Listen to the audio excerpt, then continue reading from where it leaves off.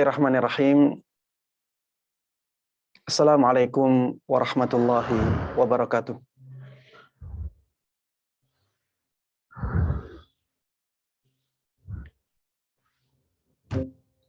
Innal hamdalillah nahmaduhu wa nasta'inuhu wa nastaghfiruh wa na'udzu billahi min syururi anfusina wa min sayyiati a'malina.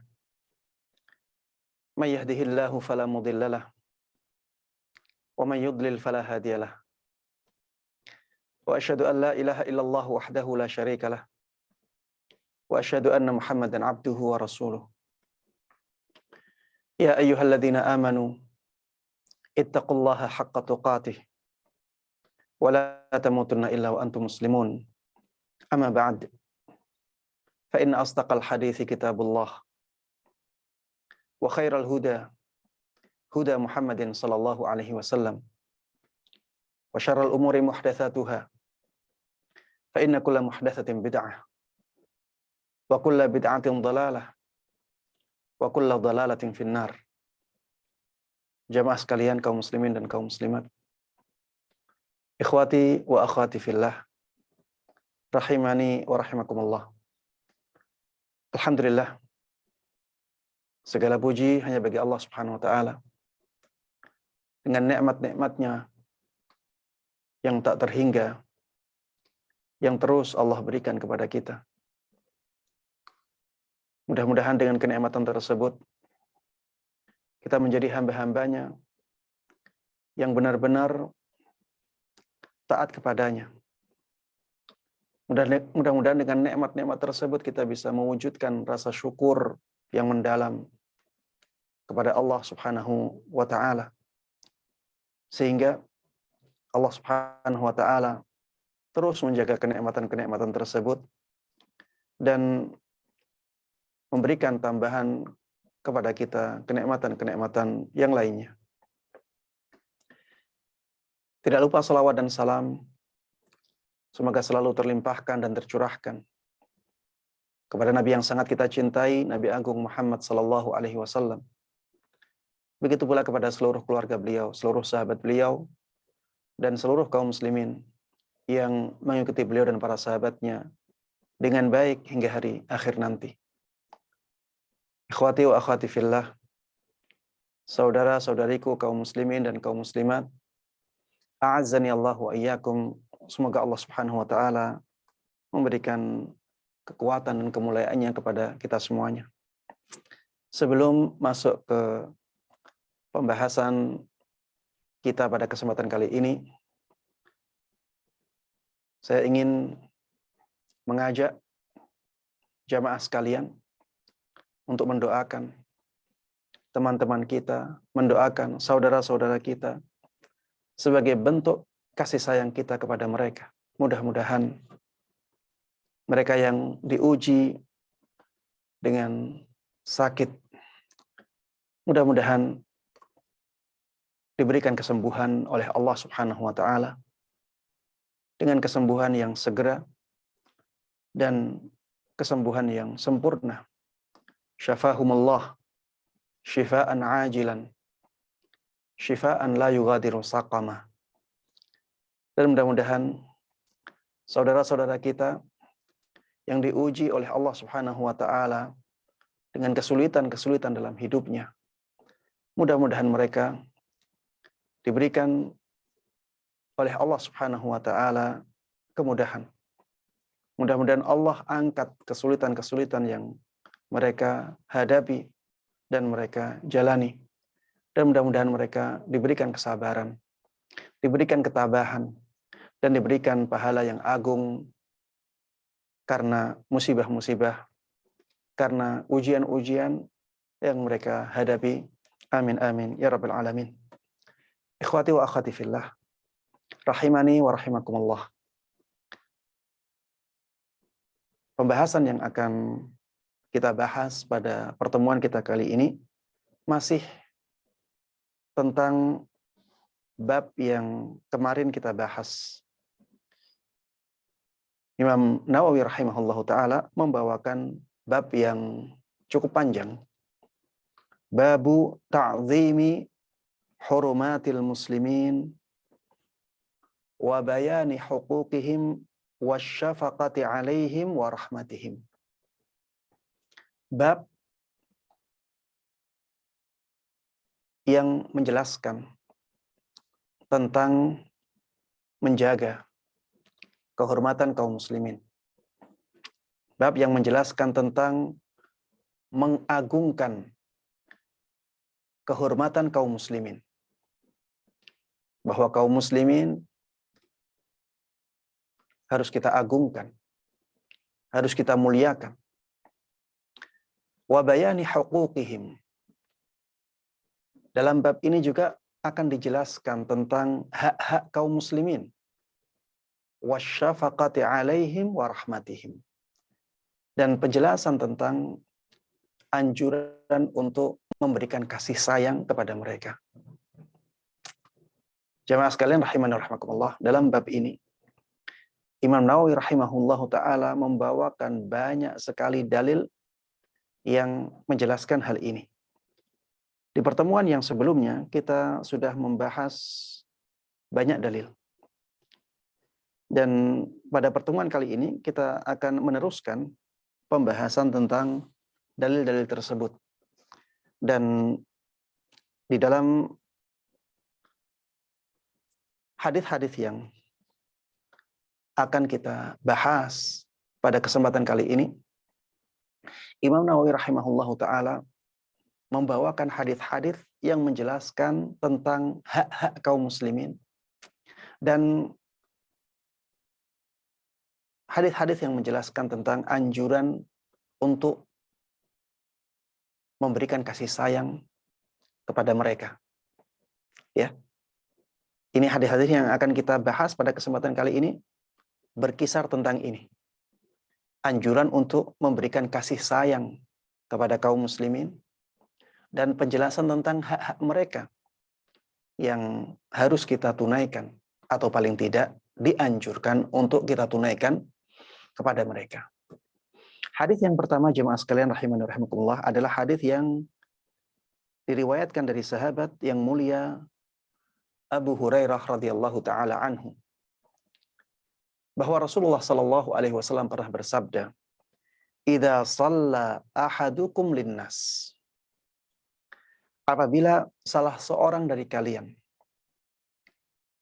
salat bersama para jamaah, maksudnya menjadi imam mereka, falyukhaffif, maka hendaklah dia meringankan salatnya. Perintah untuk meringankan salat ini sangat erat hubungannya dengan memberikan kasih sayang kepada kaum muslimin. Jangan memberatkan mereka, tapi ringankan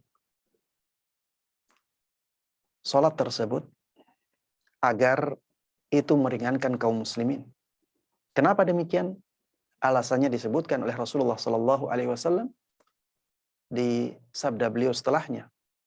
Fa inna fihi mudha'if. Karena ada di antara mereka orang yang lemah. Was-saqim. Ada orang yang sakit dari mereka. Wal kabir. Ada orang yang lanjut usia. Mereka harus diperhatikan. Kalau sholat jangan terlalu lama. Ya. Kalau kita sholat bersama kaum muslimin, kita menjadi imamnya, maka jangan sampai kita terlalu lama. Karena kita harus memperhatikan orang-orang yang lemah. Lemah dari sisi fisiknya. Ada orang yang lemah karena sedang sakit. Ada orang yang lemah karena usianya yang lanjut. Kalau sholat kita terlalu lama, maka akan memberatkan mereka. Wa idza shalla ahadukum li nafsihi falyutawwil ma syaa.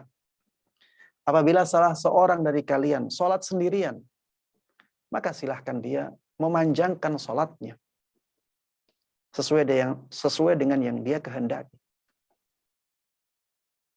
Apabila sholat sendirian, silahkan memanjangkan sholat sesuka hati, karena itu tidak berhubungan dengan orang lain.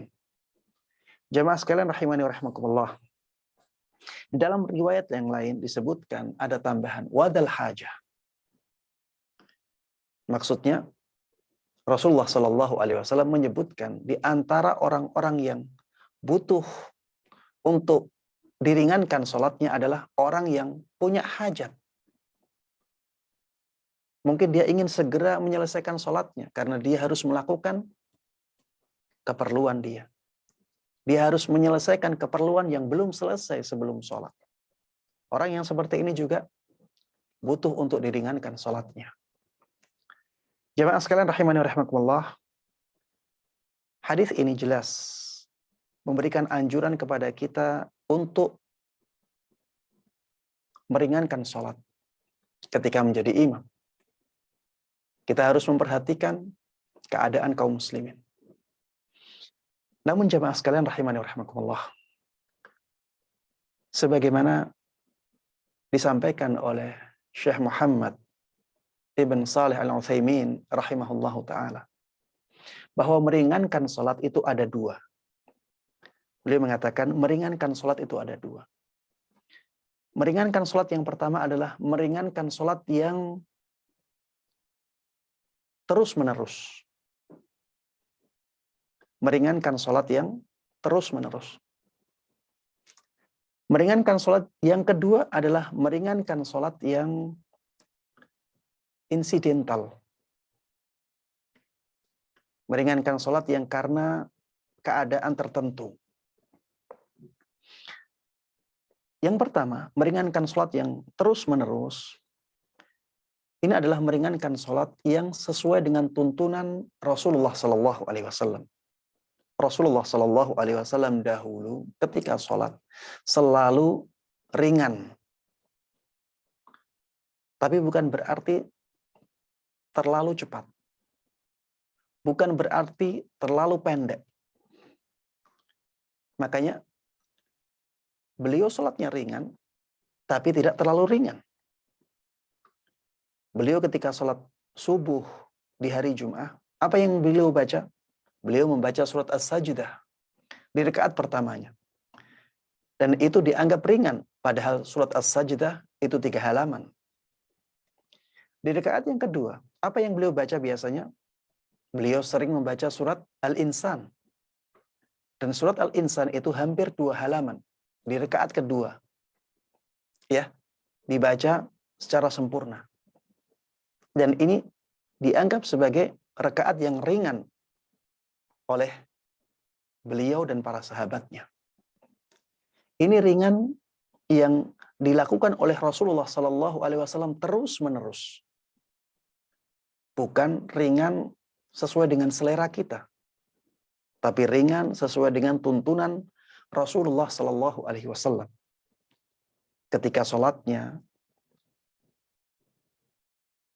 sholat subuh, maka yang dibaca surat-surat yang agak panjang, tapi tidak sangat panjang sekali. Ya, ketika sholatnya sholat Isya, yang dibaca surat yang lebih pendek. Ketika sholatnya sholat zuhur, sholat asar, lebih pendek lagi. Ya, lebih pendek dari sholat subuhnya. Ketika sholat maghrib, biasanya beliau membaca surat yang agak panjang, tapi lebih pendek dari sholat subuhnya juga. Yang paling panjang biasanya sholat subuh. Tapi ini semuanya dianggap ringan oleh beliau dan para sahabat beliau. Inilah ringan yang terus-menerus. Sholat ringan, tapi maksudnya adalah sholat yang sesuai dengan tuntunan Rasulullah Sallallahu Alaihi Wasallam. Meringankan sholat yang kedua adalah meringankan sholat karena keadaan tertentu. Seperti ketika Rasulullah Sallallahu Alaihi Wasallam mendengar ada tangisan anak kecil, maka Rasulullah Sallallahu Alaihi Wasallam di sini meringankan sholatnya dengan keringanan yang melebihi biasanya. Benar-benar beliau memandekkan bacaan suratnya yang beliau baca setelah Al-Fatihah. Dan ini beliau lakukan ketika ada keadaan-keadaan tertentu, tidak terus-menerus. Makanya jemaah sekalian rahimani rahimakumullah, jangan sampai kita menjadikan hadis ini sebagai sandaran bahwa kalau kita sholat menjadi imam itu harus membaca surat-surat pendek terus-menerus. Tidak demikian jemaah sekalian rahimani rahimakumullah. Kita harus memahami hadis secara proporsional. Kita harus memahami hadis ini dengan mengompromikannya dengan hadis-hadis yang lain. Rasulullah Shallallahu Alaihi Wasallam disebutkan dalam hadis yang lain ketika sholat subuh biasanya beliau membaca sampai 100 ayat. Dan itu dianggap ringan oleh Rasulullah Shallallahu Alaihi Wasallam dan para sahabatnya. Makanya jangan sampai kita menjadikan hadis ini sebagai alasan kita untuk terlalu memendekkan sholat ketika kita menjadi imam kaum muslimin. Jemaah sekalian rahimani wa rahimakumullah, hadis yang berikutnya diriwayatkan dari sahabat atau ibunda kita Aisyah radhiyallahu taala anha. Beliau mengatakan, "In kana Rasulullah sallallahu alaihi wasallam la yad'u al-'amal wa huwa yuhibbu an ya'mala bih khasyata ay ya'mala bihi an-nas fayufrada 'alaihim." Hadis ini menjelaskan kepada kita betapa besarnya kasih sayang Rasulullah Shallallahu Alaihi Wasallam kepada kaum muslimin, dan beliau adalah suri tauladan kita yang paling baik. Maka harusnya kita juga demikian. Harusnya kita memberikan kasih sayang kita kepada kaum muslimin dengan kasih sayang yang besar. Ibunda kita Aisyah radhiyallahu taala anha di dalam hadis ini mengatakan, sungguh dahulu Rasulullah sallallahu alaihi wasallam benar-benar meninggalkan suatu amalan. Padahal beliau sebenarnya sangat senang melakukan amalan tersebut. Alasannya apa? Beliau khawatir nantinya kaum muslimin melakukan amalan tersebut dan akhirnya diwajibkan atas kaum muslimin. Karena beliau khawatir amalan tersebut yang beliau cintai itu diwajibkan kepada kaum muslimin, akhirnya beliau tinggalkan agar tidak memberatkan kaum muslimin. Inilah sisi rahmat yang ada pada hadis ini. Inilah sisi rahmat yang dicontohkan oleh Nabi kita Muhammad sallallahu alaihi wasallam dalam hadis ini. Beliau kadang-kadang sangat ingin melakukan suatu amal ketaatan, tapi akhirnya beliau tidak lakukan. Kenapa? Karena beliau khawatir nantinya amalan tersebut dijalankan oleh kaum muslimin dan akhirnya diwajibkan oleh Allah Subhanahu wa taala. Contohnya apa? Contohnya sholat tarawih yang insya Allah ya kurang lebih sebulan lagi kita akan menjalankannya. Mudah-mudahan Allah Subhanahu wa taala memanjangkan umur kita sampai ke Ramadan depan ini, amin amin ya rabbal alamin. Dan mudah-mudahan Allah Subhanahu wa taala memberikan taufiknya kepada kita semuanya untuk bisa mengambil keberkahan bulan Ramadan, yang mudah-mudahan dengan keberkahan tersebut kehidupan kita akan menjadi mulia di dunia dan di akhirat nanti, amin amin ya rabbal alamin. Dahulu Rasulullah Shallallahu Alaihi Wasallam pernah sholat malam di malam bulan Ramadan. Beliau sholat malam dan biasanya beliau sholatnya 11 rakaat. Beliau tidak mengajak kaum muslimin untuk sholat malam, tapi beliau sholat malam sendiri. Tapi ketika kaum muslimin tahu Rasulullah Shallallahu Alaihi Wasallam sholat malam, akhirnya mereka menjadi makmum. Mereka ingin sholat bersama Rasulullah Shallallahu Alaihi Wasallam. Malam pertama terjadi sholat malam secara berjamaah, dan ini bukan karena Rasulullah Shallallahu Alaihi Wasallam ingin mengadakan sholat berjamaah.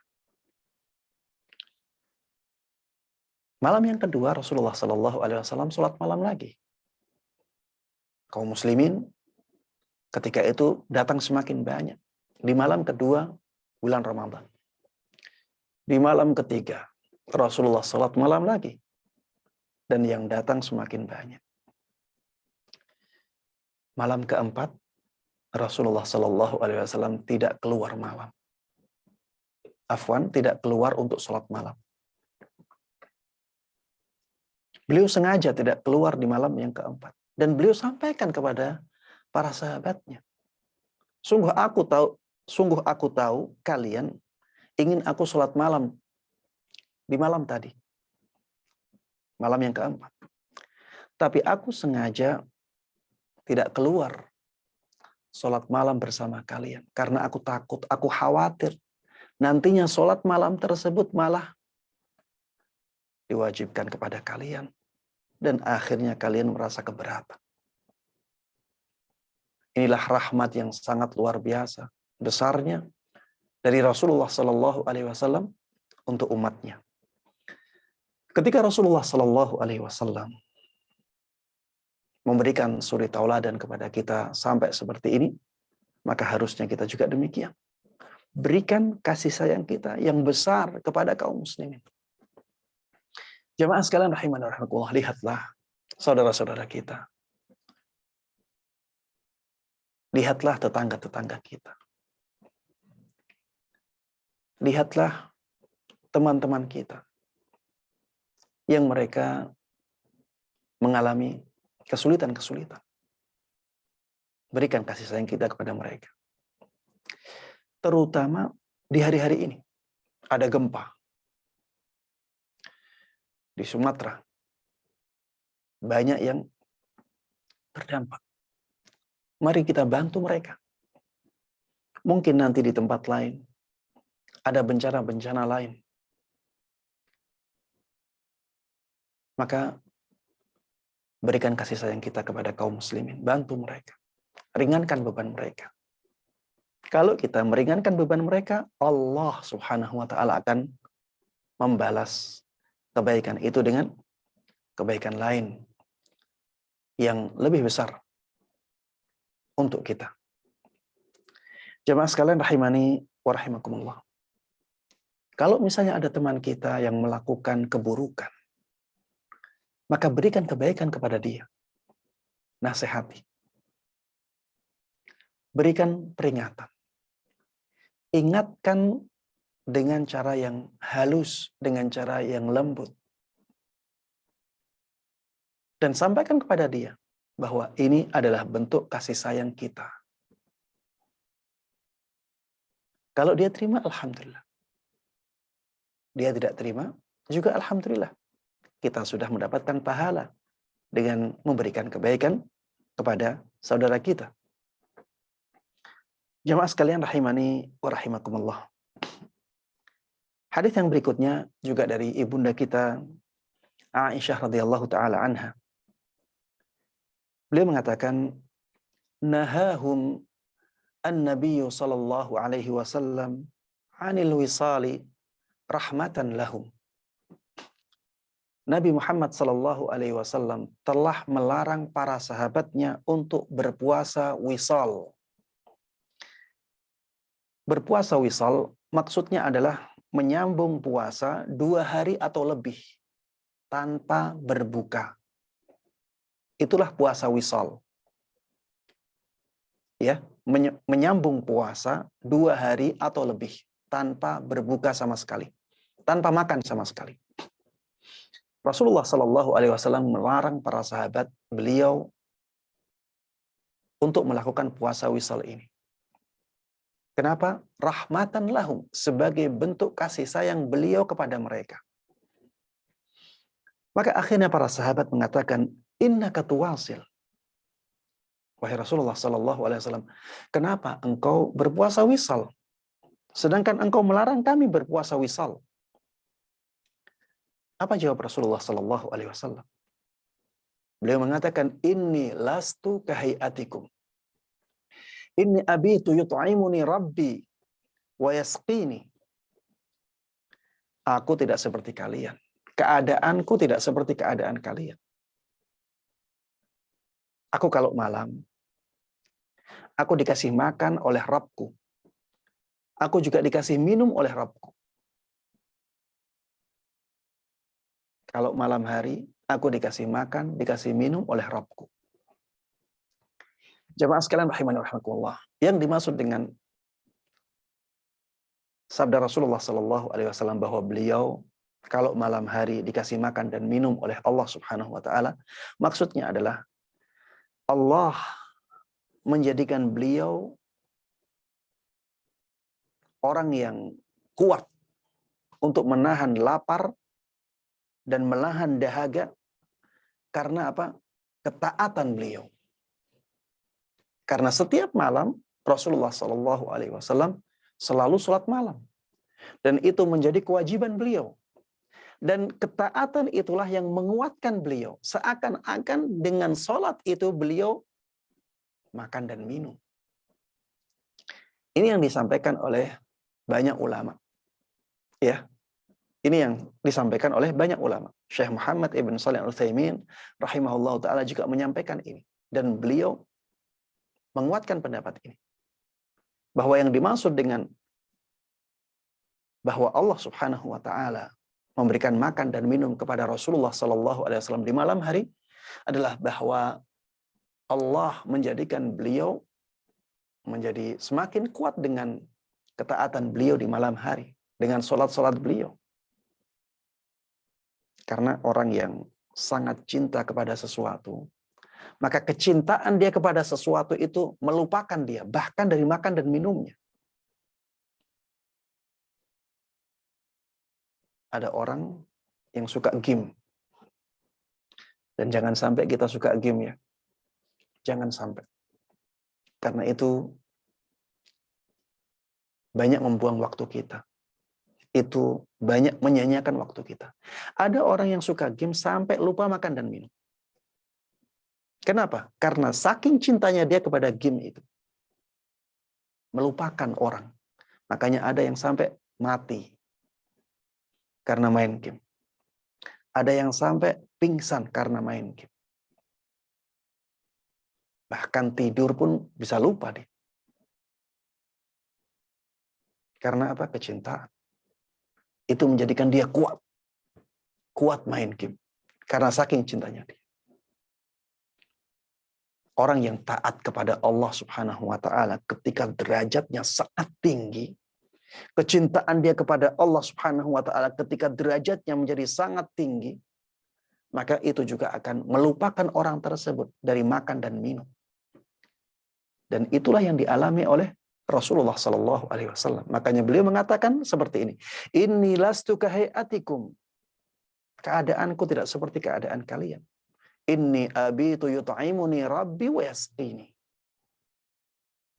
Aku selalu diberikan makan dan minum oleh Rabbku di malam hari. Jamaah sekalian rahimani rahimakumullah, pelajaran yang penting yang berkaitan dengan bab ini adalah bahwa Rasulullah Shallallahu Alaihi Wasallam melarang umatnya untuk berpuasa wisal sebagai bentuk rahmat beliau kepada umat beliau. Maka mari kita teladani Rasulullah Shallallahu Alaihi Wasallam dalam memberikan rahmat kepada kaum muslimin. Baik jamaah sekalian rahimani rahimakumullah, hadis yang berikutnya yang dibawakan oleh Imam Nawawi rahimahullahu taala dalam bab ini adalah hadis dari sahabat Abu Qatadah Al-Harith ibn Rib'i radhiyallahu taala anhu. Beliau mengatakan bahwa Rasulullah sallallahu alaihi wasallam pernah bersabda, "Inni la aqumu ila shalah wa uridu an utawwila fiha. Sungguh pernah aku berdiri untuk sholat. Dan aku ingin memanjangkan sholat tersebut.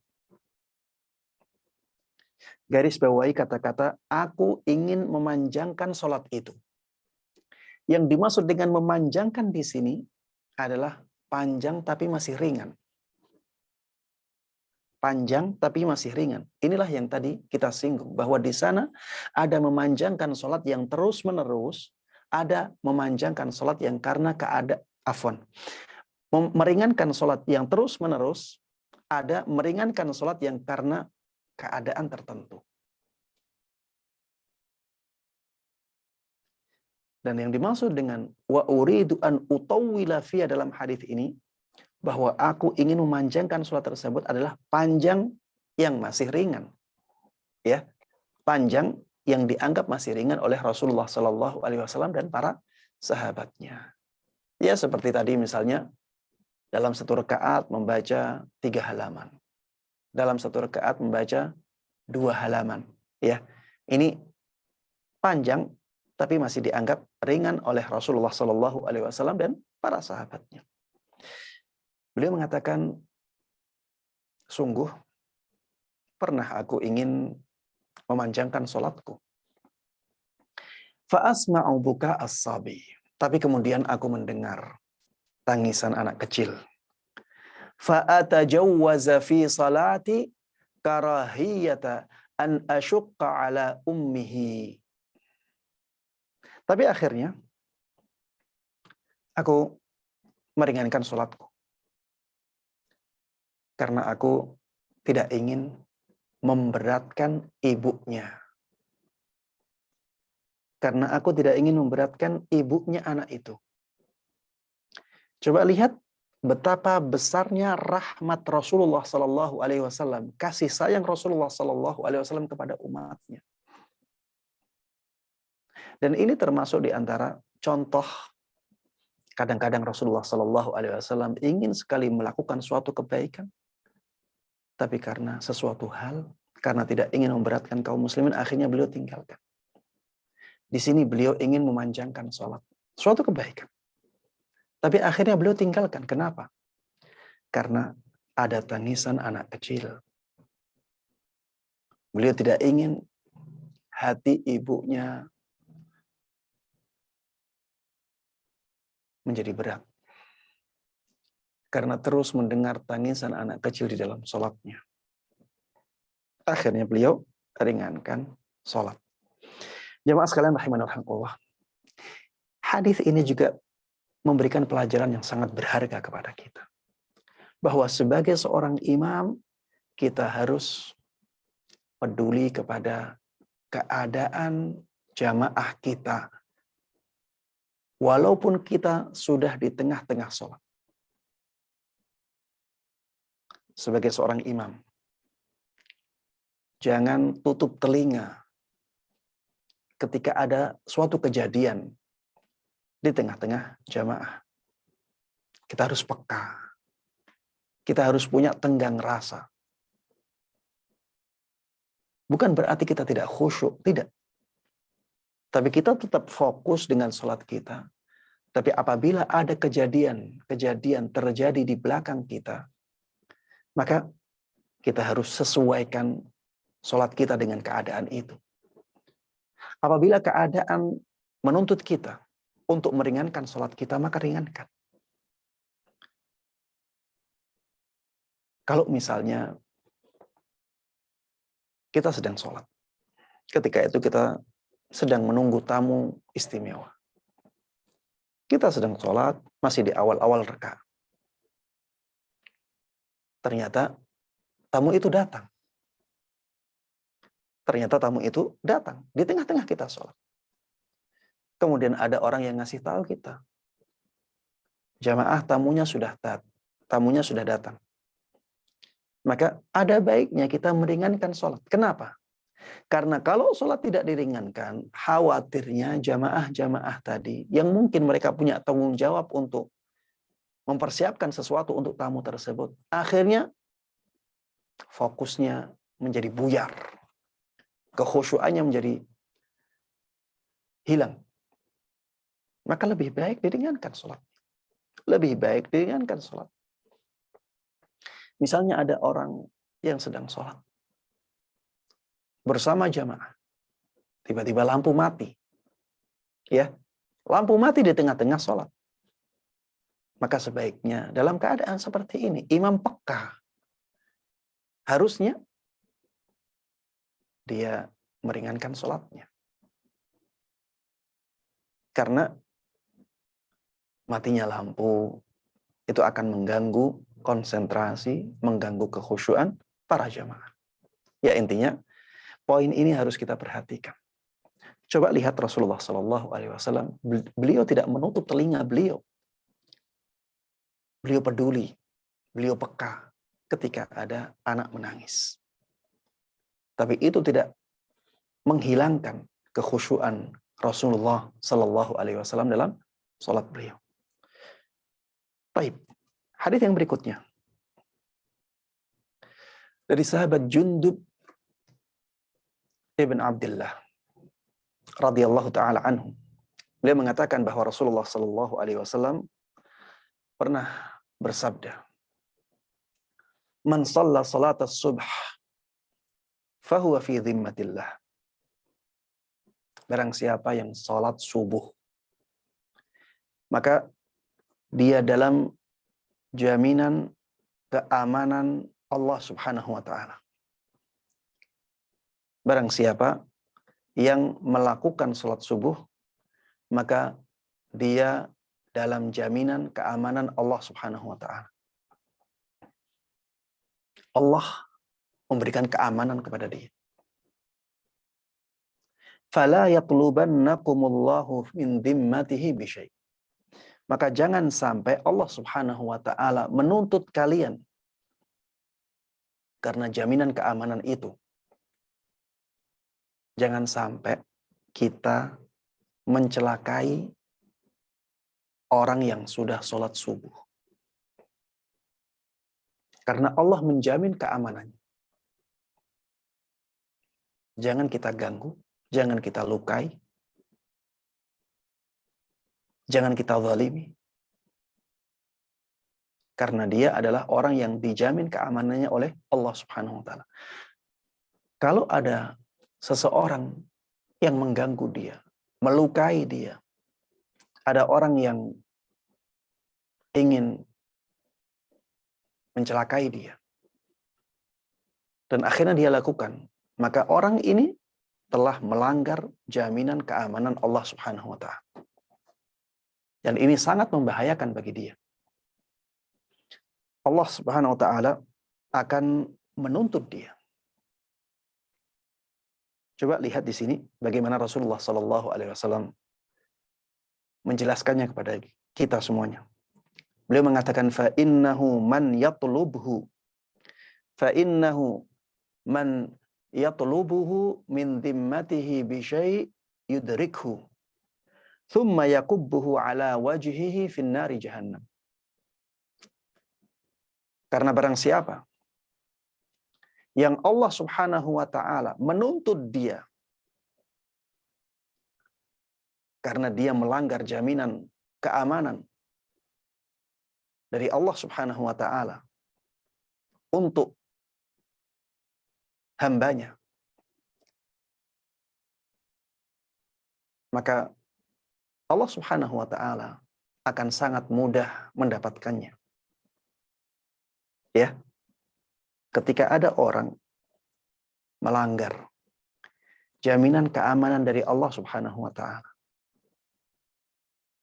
dia melukai orang yang dijamin keamanannya oleh Allah. Dia mengganggu orang yang dijamin keamanannya oleh Allah. Dia mencelakai orang yang dijamin keamanannya oleh Allah. Allah akan cari dia, Allah akan tuntut dia. Dan kalau Allah Subhanahu wa taala menuntut dia, Allah akan dapatkan dia.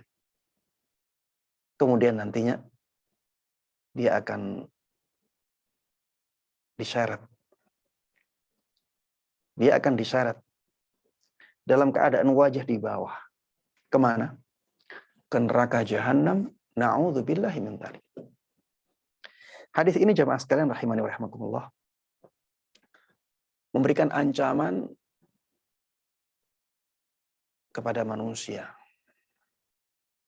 dari mencelakai seorang muslim yang kuat imannya. Orang yang salat subuh bukan orang sembarangan. Ya. Orang yang menjalankan salat subuh bukan orang yang sembarangan. Apalagi di zaman Nabi Muhammad SAW. Salat subuh itu termasuk di antara salat yang paling berat dirasakan oleh orang-orang munafik. Karena di zaman Nabi Muhammad SAW, waktu subuh itu masih sangat gelap. Belum ada lampu-lampu seperti zaman kita saat ini. Sehingga untuk pergi ke masjid, ini suatu perjuangan. Untuk pergi ke masjid ini merupakan perjuangan yang luar biasa. Makanya Rasulullah SAW menyampaikan kepada kita bahwa orang yang sholat berjamaah di waktu subuh, itu mereka mendapatkan jaminan keamanan dari Allah Subhanahu wa Ta'ala. Dan mereka harus dijaga. Mereka harus dijaga keselamatannya. Konsekuensinya kita harus memberikan kasih sayang kita yang luar biasa kepada mereka. Kita harus membedakan antara mereka dengan yang lain. Karena kasih sayang kita kepada saudara kita itu sangat dipengaruhi oleh tingkat keimanan dia. Tingkat kualitas keislaman seseorang. Semakin tinggi tingkat keimanan dan keislaman seseorang, maka dia punya hak yang lebih besar. Maka semakin besar pula hak dia untuk kita sayangi. Semakin tipis keimanan seseorang, semakin lemah keislaman seseorang, maka hak dia dari kasih sayang kita juga akan semakin sedikit.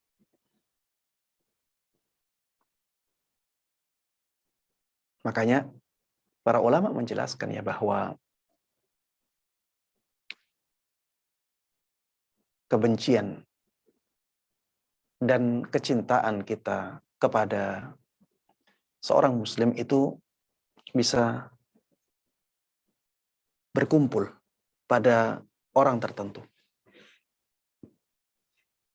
Kalau ada seorang muslim, saudara kita, ahli maksiat,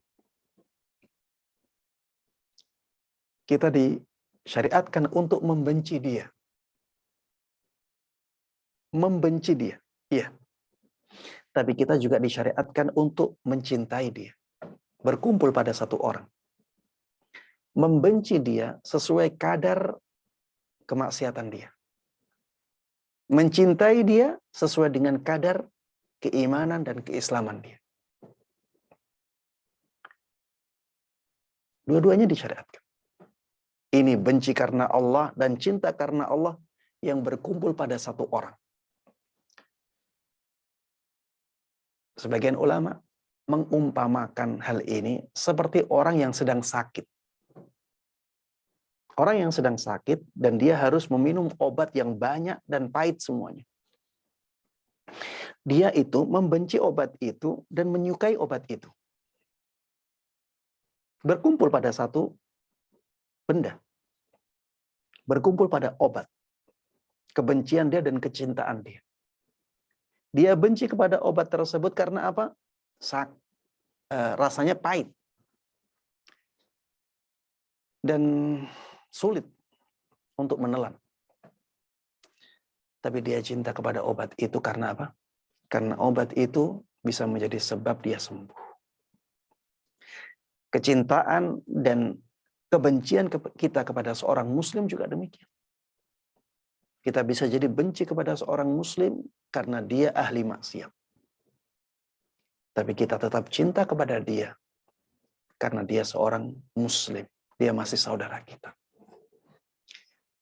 Makanya kecintaan kita, kasih sayang kita kepada seseorang bisa bertingkat-tingkat derajatnya. Semakin tinggi derajat seseorang di sisi Allah Subhanahu wa taala, maka hak dia untuk kita sayangi, untuk kita cintai semakin besar. Semakin rendah derajat seseorang di sisi Allah Subhanahu wa taala, maka semakin kecil pula hak dia dari kasih sayang kita. Jemaah sekalian rahimani wa rahimakumullah. Hadis yang berikutnya ini menjelaskan tentang hak seorang muslim yang harus kita perhatikan. Dari sahabat Ibnu Umar radhiyallahu taala anhuma, bahwa Rasulullah sallallahu alaihi wasallam dahulu pernah bersabda, "Al-muslimu akhul muslim." Seorang muslim itu saudara bagi muslim yang lainnya. Konsekuensinya apa? La yadhlimuhu.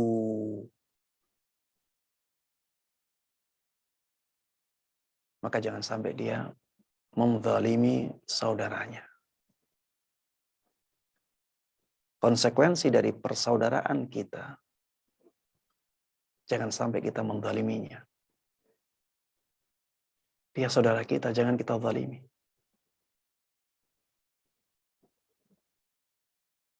Jangan sampai kita berbuat buruk kepada saudara-saudara kita. Cintailah mereka sebagaimana kita mencintai diri kita. Lakukan kebaikan untuk mereka sebagaimana kita ingin melakukan kebaikan untuk diri kita. La yadhlimuhu. Jangan sampai seorang muslim menzalimi muslim yang lain. Jamaah sekalian rahimani wa rahimakumullah.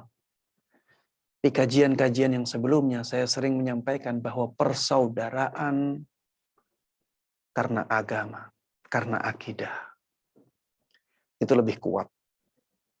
Lebih kuat daripada persaudaraan karena nasab. Maka konsekuensi dari persaudaraan karena agama, karena akidah, harusnya lebih kuat daripada konsekuensi persaudaraan karena nasab. Kalau kita melihat seorang muslim,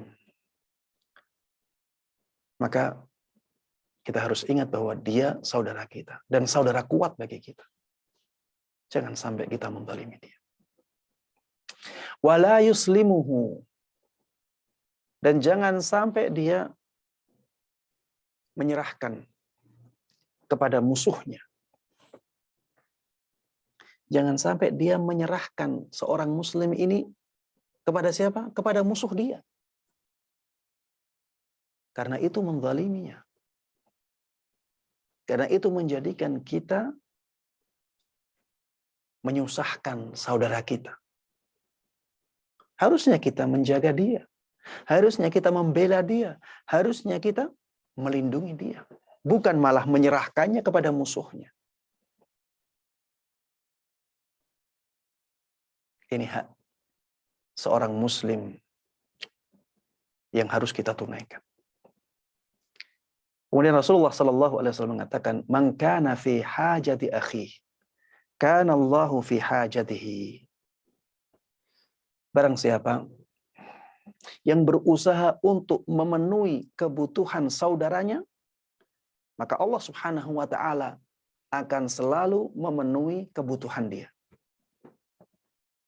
Al-jaza'u min jinsil amal. Pahala suatu amalan itu akan selalu sejenis dengan amalannya. Ya, pahala suatu amalan itu akan selalu sejenis dengan amalannya. Ketika kita selalu atau ketika kita memenuhi kebutuhan saudara kita, Allah akan memenuhi kebutuhan kita. Dan tentunya bantuan yang diberikan oleh Allah Subhanahu wa taala kepada kita akan jauh lebih baik daripada bantuan yang kita berikan kepada saudara kita. Allah itu Maha Syakur. Allah Subhanahu wa taala itu sangat besar rasa terima kasihnya kepada hambanya. Sedikit perbuatan kebaikan kita lakukan kepada seseorang, Allah akan balas dengan kebaikan yang luar biasa. Bayangkan ya, kita sebelum ada, tidak punya jasa apapun, kebaikan apapun kepada Allah. Itu saja diberikan kebaikan oleh Allah. Sehingga kita diciptakan. Kemudian kita diberikan nikmat. Padahal kita belum berbuat apa-apa untuk Allah Subhanahu wa taala. Bagaimana ketika kita sudah melakukan suatu kebaikan? Karena ketaatan kita kepada Allah, tentunya kasih sayang Allah Subhanahu wa taala, tentunya balasan dari Allah Subhanahu wa taala akan semakin besar. Makanya jemaah sekalian rahimani rahimakumullah, ketika kita membantu saudara kita, jangan khawatir. Jangan khawatir dengan keadaan kita. Kalau kita membantu dia, kita akan dibantu oleh Allah Subhanahu wa taala dalam urusan-urusan kita. Dan itu jaminan dari Allah Subhanahu wa taala. Kemudian Rasulullah sallallahu alaihi wasallam mengatakan, "Wa man farraja an muslimin qurbatan, farrajallahu anhu biha qurbatan min qurabi yaumil qiyamah." Barang siapa yang mengangkat kesulitan dari seorang muslim, barang siapa yang menghilangkan kesulitan dari seorang muslim, Allah akan hilangkan kesulitan dia di hari kiamat nanti. Coba lihat, balasan yang jauh lebih besar dari Allah Subhanahu wa taala dari amalan seorang hamba. Kesulitan di dunia tidak seberapa. Ketika seorang hamba mengangkat kesulitan yang tidak seberapa ini, maka Allah Subhanahu wa taala akan memberikan balasan kepada dia di akhirat nanti. Kesulitan-kesulitan yang luar biasa di hari kiamat nanti akan Allah hilangkan dari dia. Wal jazaa'u min jinsil amal. Ya. Pahala, balasan suatu amalan akan selalu sejenis dengan amalannya. Dan balasan Allah jauh lebih agung. Kemudian Rasulullah sallallahu alaihi wasallam mengatakan, "Wa man satara musliman satarahullahu yaumal qiyamah." Barang siapa yang menutup aib seorang muslim, maka Allah Subhanahu wa taala akan menutup aibnya di hari kiamat. Yang dimaksud dengan menutup aib seorang muslim adalah aib-aib yang tidak disengaja oleh seorang muslim, atau aib-aib yang bukan kesalahan dia. Baik. Apa yang dimaksud dengan aib yang tidak disengaja, Ustaz? Misalnya, seorang muslim melakukan dosa karena dia kalah dengan hawa nafsunya, tapi masih dia sembunyikan karena dia malu. Dia melakukannya dengan sembunyi-sembunyi karena dia kalah dengan hawa nafsunya. Orang seperti ini jamaah sekalian rahimani wa rahimakumullah, masih sangat pantas untuk kita tutup aibnya. Karena apa? Karena dia bukan orang yang jiwanya buruk. Buktinya dia masih malu melakukan kemaksiatan. Ada di sana orang yang memang kebiasaannya buruk. Kalau kita tutupi malah akan membinasakan dia. Orang-orang yang seperti ini jangan ditutup aibnya. Dia sengaja tidak ada iktikad baik untuk menyudahi keburukannya. Apalagi dia melakukan keburukan dengan terang-terangan. Ya, orang-orang yang seperti ini tidak pantas ditutup aibnya. Tapi orang yang kadang-kadang melakukan kemaksiatan karena kalah dengan hawa nafsunya, tapi dia baik lagi. Dia melakukan kemaksiatan tersebut masih dengan sembunyi-sembunyi. Orang yang seperti ini, kalau kita tahu aibnya, jangan dibuka. Kalau kita ingin memberikan nasihat, berikan nasihat secara empat mata. dengan halus. Berikan nasihat sebaik mungkin. Begitu pula dengan aib-aib yang bukan kesalahan dia. Misalnya, ya, ada orang punya cacat di tubuhnya dan dia selalu ingin tutupi cacat itu. Kita tahu cacatnya. Jangan sampai kita sebarkan cacatnya kepada orang lain. Ya, ini termasuk di antara amalan menutup aib seorang muslim yang pahalanya sangat besar. Di hari kiamat nanti, kita akan tahu betapa banyak aib kita di hadapan Allah Subhanahu wa taala. Kalau aib tersebut dibuka oleh Allah Subhanahu wa taala, kita akan sangat malu sekali. Jemaah sekalian rahimani wa rahmakumullah, kita tahu keadaan diri kita masing-masing. Kita tahu betapa banyaknya keburukan pada diri kita. Tidak usah kita umbar, kita tahu sendiri. Maka berusahalah untuk menutup aib-aib seorang muslim. Sehingga nantinya Allah Subhanahu wa taala akan menutup aib kita di hari kiamat. Jemaah sekalian rahimani wa rahmakumullah, menutup aib seorang muslim adalah kewajiban kita. Dan menutup aib seorang muslim adalah bentuk kasih sayang kita kepada saudara kita. Jemaah sekalian rahimani wa rahmakumullah, ini yang bisa Ana sampaikan dalam kesempatan kali ini. Ya, mohon maaf untuk kajian yang berikutnya, ternyata masih banyak hadits-hadits yang lain, dan insya Allah kita akan teruskan untuk membahas hadits-hadits yang berikutnya di pertemuan kita yang akan datang. Mudah-mudahan yang kita bahas bersama pada majelis ini bermanfaat bagi kita semuanya. Mudah-mudahan Allah berkahi ilmu kita. Dan mudah-mudahan Allah Subhanahu wa taala memberikan taufiknya kepada kita semuanya untuk bisa mengamalkan dan menyebarkan ilmu agama yang sampai kepada kita dengan baik dan mudah. Amin amin ya rabbal alamin.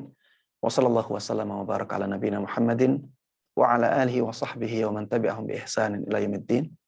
Walhamdulillahi rabbil alamin. Alhamdulillah. Jazakallahu khairan. Masya Allah, hari ini kita belajar kalau tidak salah dari hadis 229 sampai 234 ya Ustaz ya. Dan hadis akhir itu yang paling banyak, Masya Allah. Ustaz, mohon izin, kita ada beberapa pertanyaan. Kita diskusi sebentar, bisa Ustaz ya? Ya, insya Allah. Insya Allah. Ustaz, ada pertanyaan dari Fulana.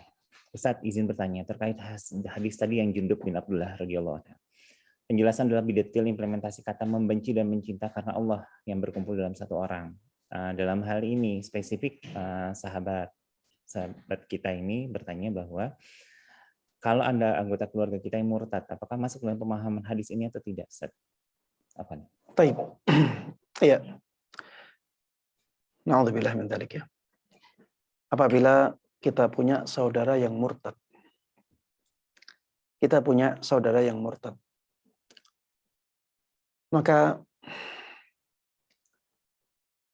sebenarnya ya, tidak masuk dalam hadis yang sedang kita bahas. Karena hadis yang sedang kita bahas adalah kecintaan dan kebencian kepada saudara kita sesama muslim. Itu yang menjadi objek pembahasan hadis Jundub ibn Abdullah.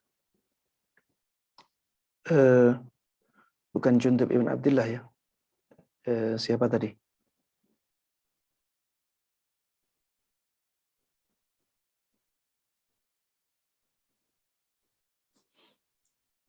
Hadis 233 tadi Ustaz ya. Yang salat subuh bukan ya Ustaz ya? Ya, salat subuh benar. Cuma ya itu tidak disebutkan secara jelas di hadis tersebut ya. Cuma itu tambahan penjelasan dari Ana bahwa sebagai seorang muslim kita harus sangat sayang kepada orang-orang yang keimanannya sangat kuat.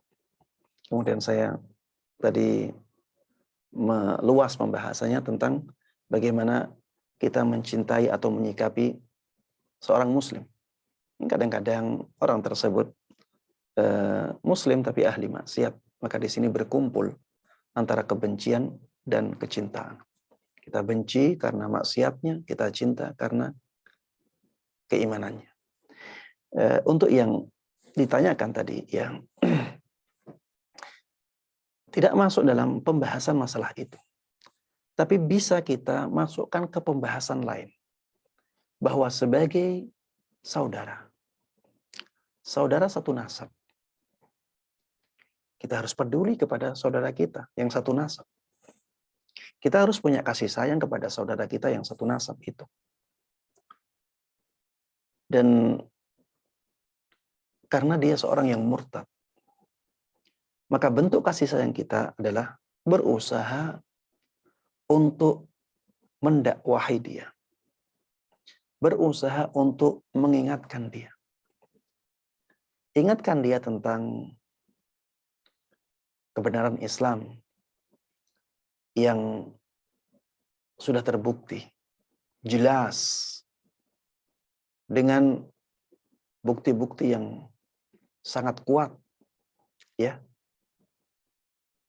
coba ajak diskusi dia. Dia sekarang misalnya keluar dari agama Islam kepada agama apa?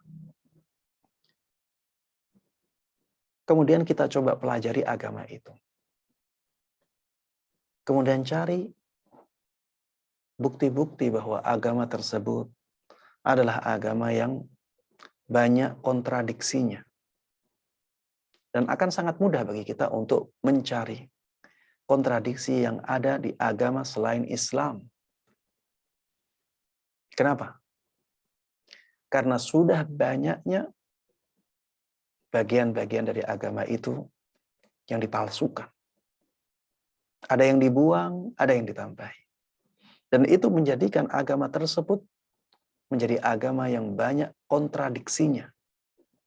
Karena Allah Subhanahu wa taala mengatakan afala yatadabbaruna al-Qur'an walau kana min 'indi ghairillah la wajadu fihi ikhtilafan katsira. Tidakkah mereka merenungi Al-Qur'an ini? Seandainya Al-Qur'an itu datangnya dari selain Allah, tentunya mereka akan mendapatkan banyak pertentangan padanya. Ini menunjukkan bahwa setiap sesuatu yang dari selain Allah akan banyak pertentangan padanya. Agama lain selain Islam yang dibawa oleh Nabi kita Muhammad sallallahu alaihi wasallam sudah banyak dipalsukan atau bahkan memang dari awal ya bukan agama yang Allah turunkan. Maka pasti di sana banyak kontradiksi. Manfaatkan sisi ini. Cari kontradiksi yang ada di agama tersebut. Kemudian kita sampaikan. Untuk apa kamu ke agama ini? Kalau kamu butuhnya harta, maka harta itu tidak akan berubah. Jatah rezeki kita tidak akan berubah. Di agama manapun, jatah rezeki kita seperti itu. Kalau yang kita cari adalah akhirat, maka ya agama yang diakui oleh Allah Subhanahu wa taala kebenarannya setelah Nabi Muhammad sallallahu alaihi wasallam diutus hanya ajaran yang dibawa oleh Nabi kita Muhammad sallallahu alaihi wasallam, yaitu Islam. Ya. Dan hanya Islam inilah yang bisa membuktikan kebenarannya secara sempurna. Adapun agama lain tidak demikian. Intinya ya sampaikan kepada dia tentang hal itu. Dan itu bentuk kasih sayang kita kepada saudara kita yang masih ada hubungan nasabnya. Walaupun dia bukan saudara kita dari sisi akidah, ya, dari sisi nasab, dari sisi akidah dan dari sisi agama. Ya, demikian wallahu a'lam. Ya, jazakallahu khairan Ustaz. Jadi dalam pemahamannya sebenarnya hadisnya tidak termasuk dalam kajian pemahaman ini ya Ustaz ya. Tapi Iya. kita masih bisa masukkan dalam upaya kita untuk dalam yang mazhab yang sama dan berusaha terhadap kasus itu ya. Mudah-mudahan tetap kita doakan bisa sama-sama saling. sahabat kita yang qadarullah keluarganya berpaling bisa kembali ke akidah yang lurus ya Ustaz ya. Amin. Untuk pertanyaan berikutnya dari sahabat kita ada Ahi Ahmad Fitri mau bertanya langsung. Silakan Ahi.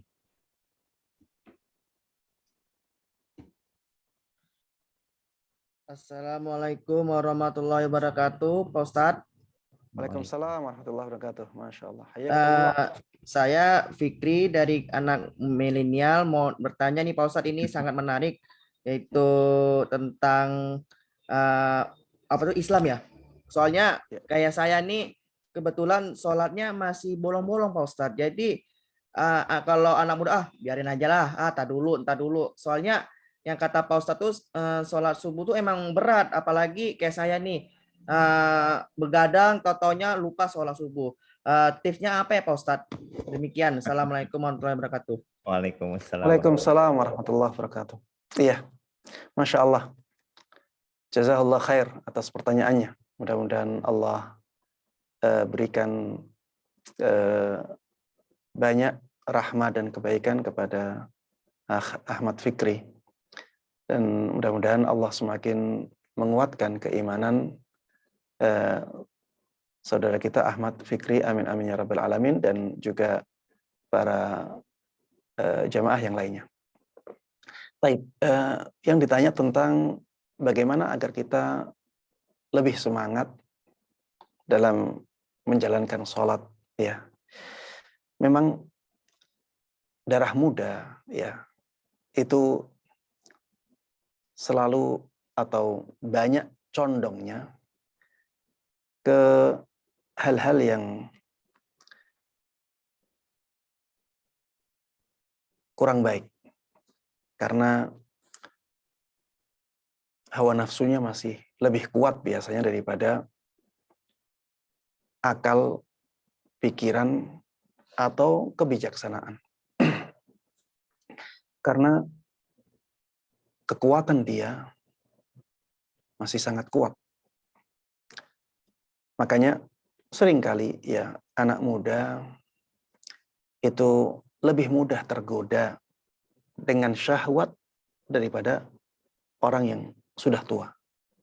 Karena memang faktor ini ya, anak muda itu kekuatannya masih besar. Dan itu mendorong nafsunya menjadi besar.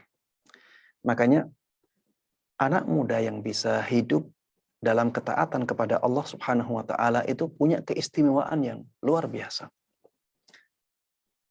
Mereka akan mendapatkan naungan istimewa dari Allah Subhanahu wa taala di padang mahsyar. Ketika matahari didekatkan sampai jaraknya tinggal 1 mil.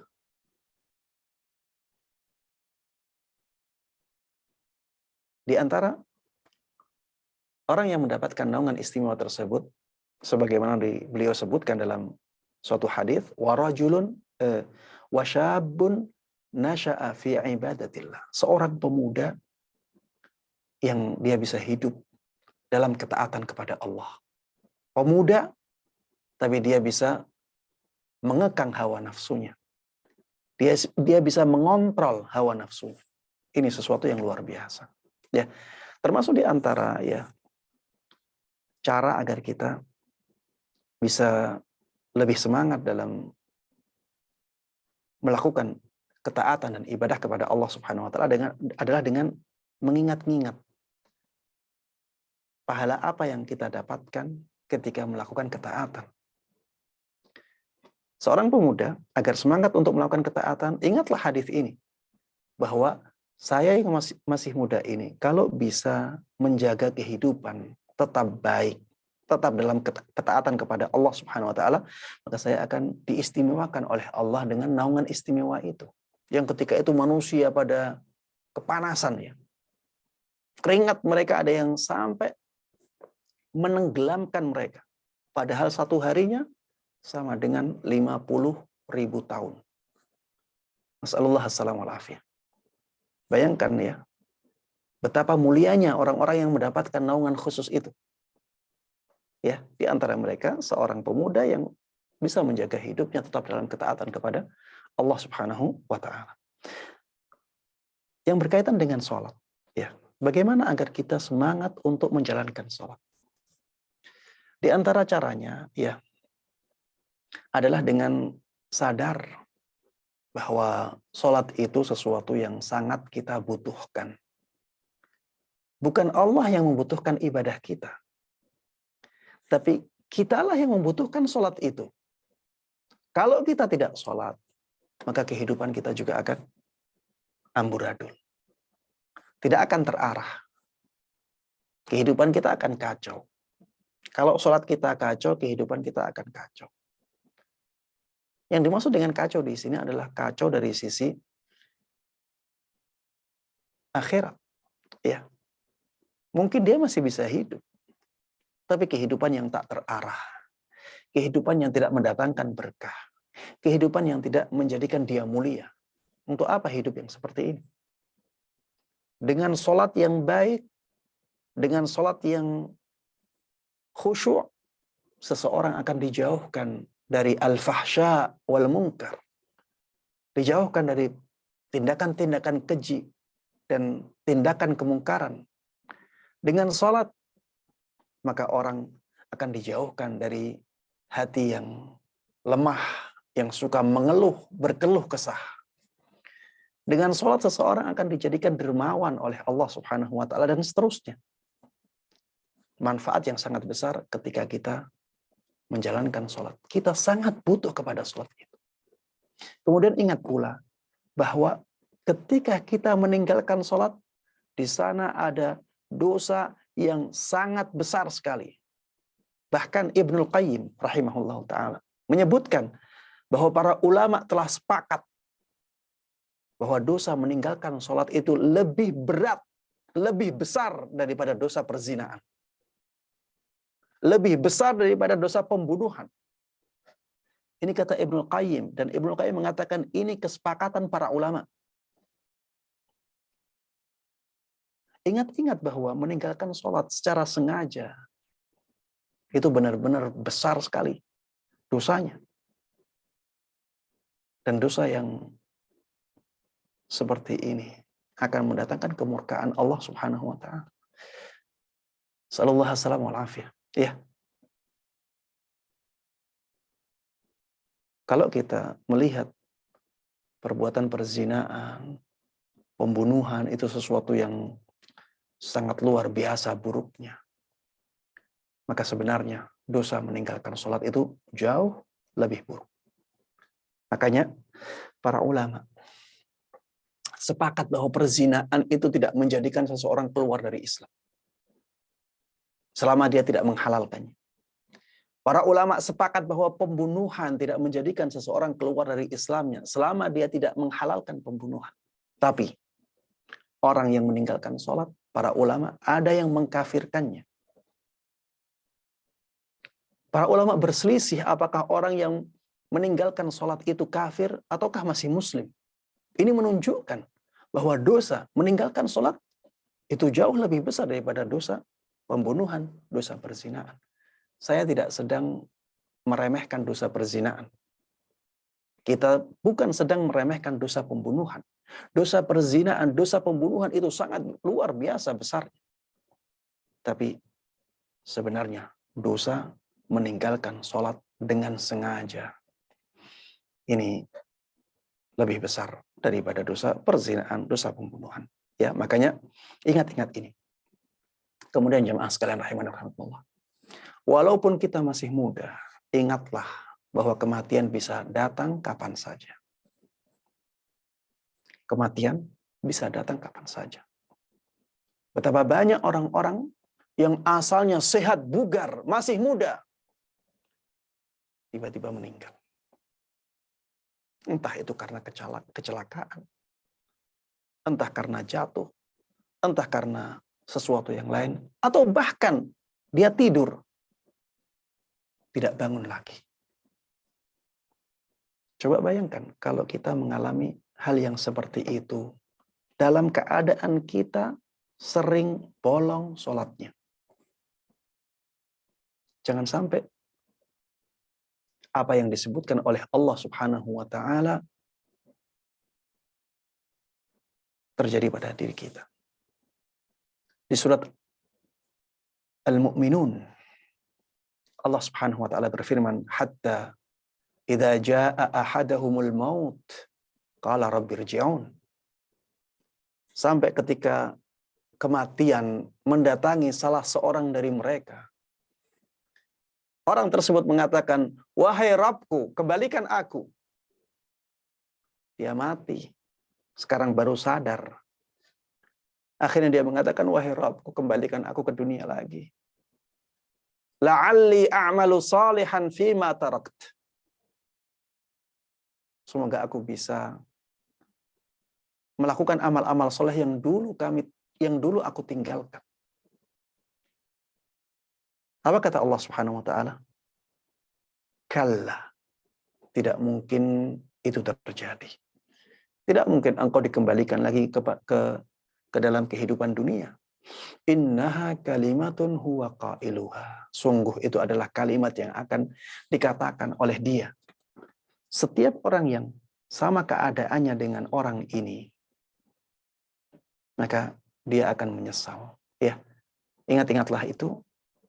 Coba bayangkan kalau ternyata kejadian itu benar-benar terjadi setelah kematian kita. Sallallahu alaihi wasallam. Ya, jangan sampai penyesalan kita baru datang ketika kita sudah mati. Sudah hilang kesempatan untuk memperbaiki kehidupan ini. Ya demikian.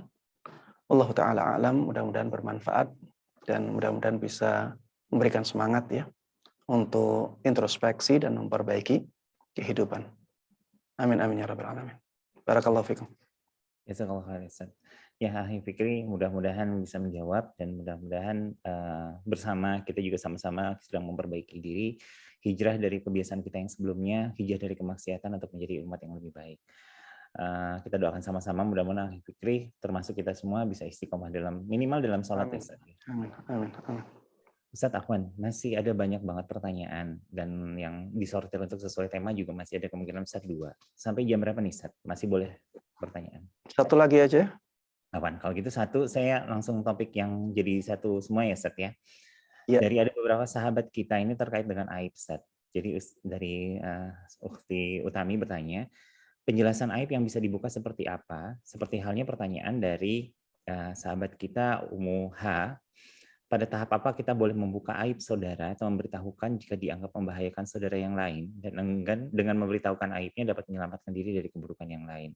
Dan terakhir dari sahabat kita Opi, bagaimana sikap kita terhadap atasan yang suka membuka aib? Jadi pertanyaannya yang pertama, aib yang apa yang bisa dibuka? Yang kedua, tahap apa kita boleh buka aib? Dan yang ketiga, bagaimana sikap kita kepada sahabat yang ternyata lebih suka buka aib? Ustaz. Apa? Baik. Iya, aib yang bisa kita buka aib apa saja, atau pada keadaan apa kita boleh membuka aib orang lain. Ya, memang kalau kita kembalikan ke dalil umum, ya, kita pada asalnya tidak boleh membuka aib saudara kita. Kemudian di sana ada dalil-dalil yang mengecualikan, ya, mengecualikan keadaan-keadaan tertentu dari keumuman itu. Ya, seperti misalnya aib yang kalau kita tutup maka akan membahayakan saudara-saudara kita yang lain. Seperti contohnya ya, aib orang yang kalau ngutang dia malas menutup hutangnya. Ya, malas melunasi hutangnya. Aib ini ya kalau kita tutup terus, maka di sana akan banyak korban. Makanya Rasulullah Shallallahu Alaihi Wasallam membolehkan kita untuk membuka aib ini. Beliau mengatakan dalam hadisnya, matlul ghaniyi zulmun. Kemudian dalam hadis yang lain dikatakan yuhillu irdahu wa uqubatah. ketika ada orang yang mampu membayar, tapi dia tidak segera membayarnya, maka tindakannya itu menjadikan orang lain boleh menurunkan kehormatannya. Maksudnya boleh dibuka aib itu kepada yang lain. Dan membolehkan orang lain untuk menghukumnya.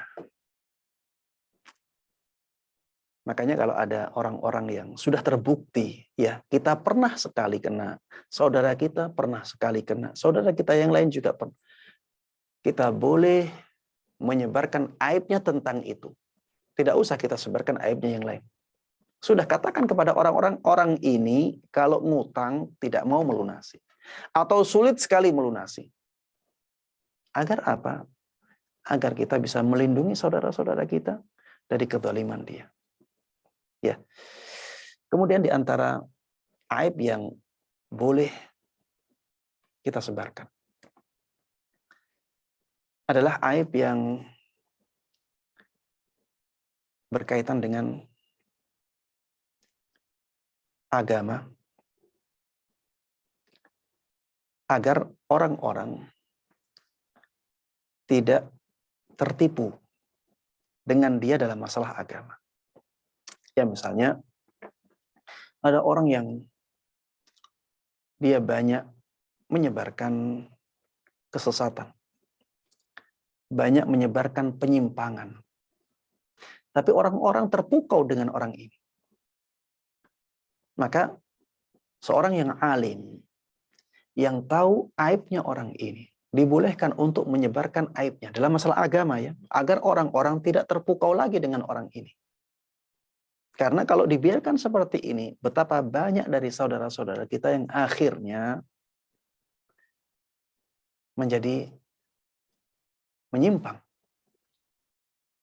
karena perkataan-perkataan dia.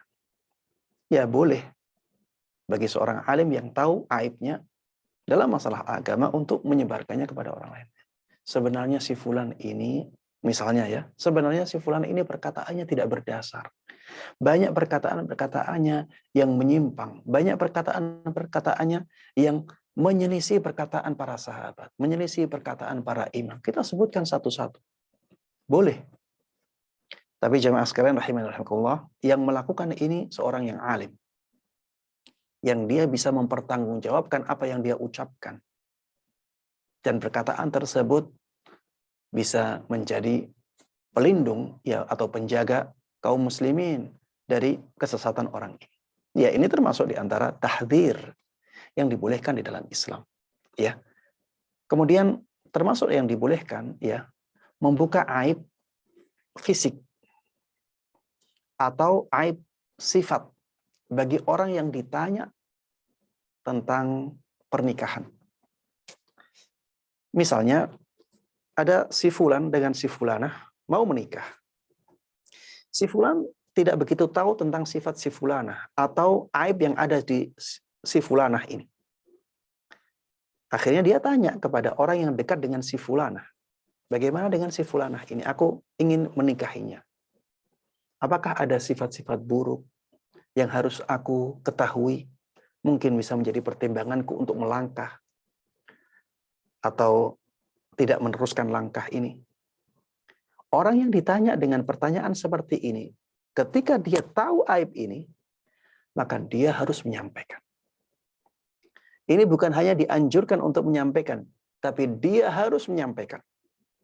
Sampaikan dengan jujur. Yang ana tahu sifatnya si fulanah ini kurang baik dari sisi ini.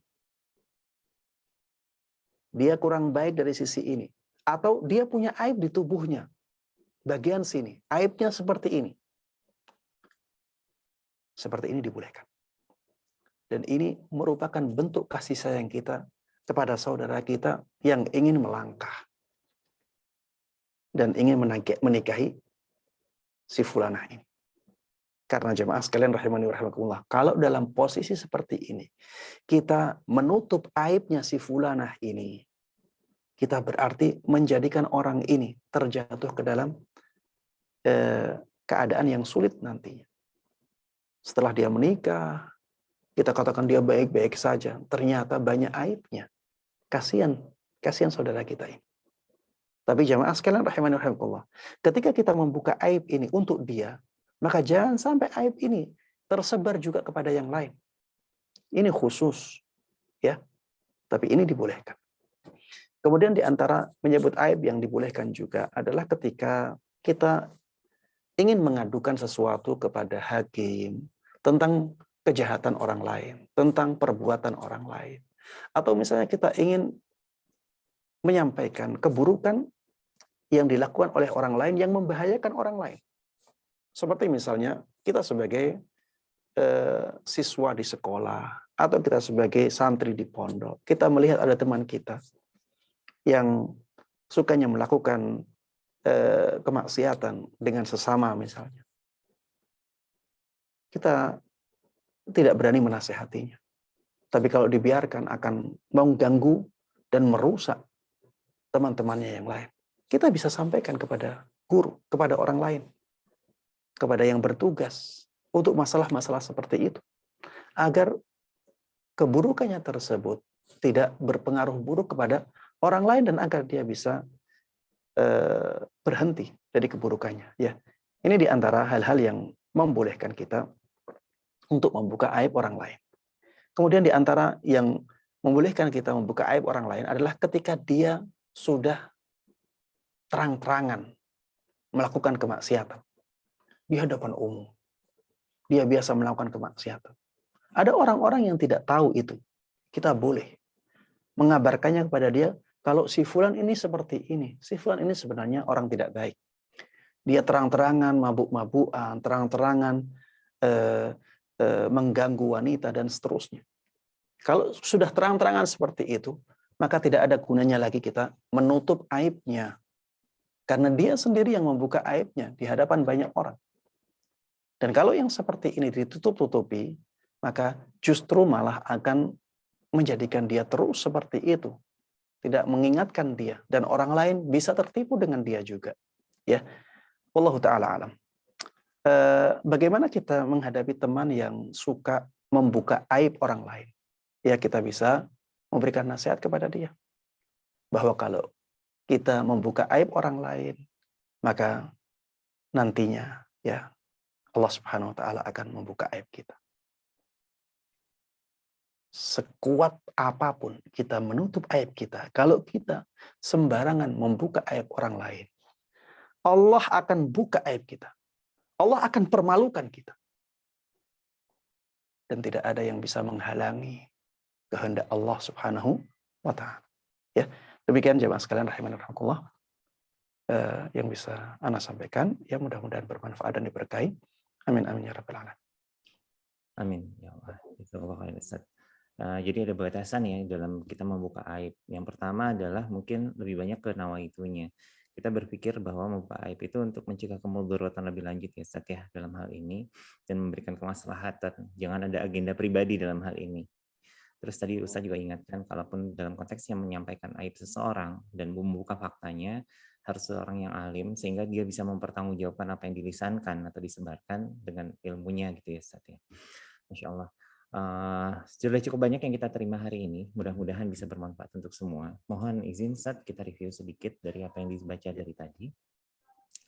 Ustaz tadi memulai dari ini bagian kedua dari sebenarnya rangkaiannya masih panjang, jadi mungkin bisa jadi 3 bab ya, 3 pertemuan ya Ustaz.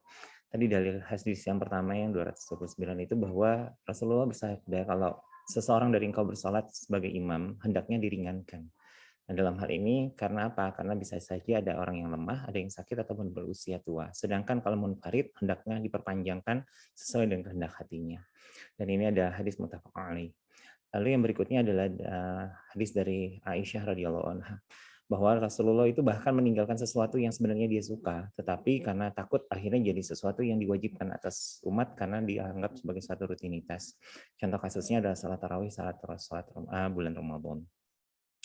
Yang berikutnya tadi juga disampaikan bahwa ada Rasulullah melarang sahabat untuk puasa wisol, lalu tentang yang tentang implementasi dari kasus yang sholatnya diringankan itu ternyata disambung dengan hadis yang berikutnya dari hadis riwayat Bukhari yang Rasulullah sendiri memperingatkan sholatnya karena tidak ingin membuat kesukaran kepada ibunya pada saat mendengarkan seorang anak yang menangis.